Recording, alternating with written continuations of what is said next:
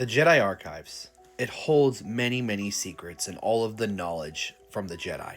Millions upon millions of planets and millions upon millions of people, all tracked here. Now, what if I told you there was a specific reason why Count Dooku deleted Dagobah off of the archives? Let's get into it. We all know in the end, Master Yoda made this his exiled planet where he would teach Luke and eventually pass on and become one with the Force. But why did Dooku decide to take the archives and delete places like Kamino, Dagobah, and many other planets? It was like 37 exactly or something along those lines. But the reason might be more obvious than the rest. You could say much like other worlds, it housed the dark side nexus, which was in the cave, which obviously Luke would go into eventually notice, the whole Darth Vader apparition. Or it could be the fact that Yoda also fought a Sith in there. Sith. But it was mainly because it was used to conceal Yoda's power, so they couldn't actually track him to there.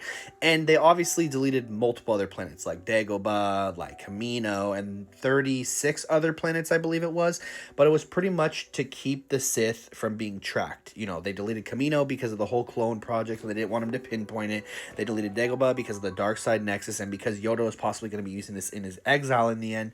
And they also deleted a lot of their planets just so that in case Dooku needed a backup plan in order to escape Sidious and other plans along those lines. It was pretty much, it could be a Sith sanctuary.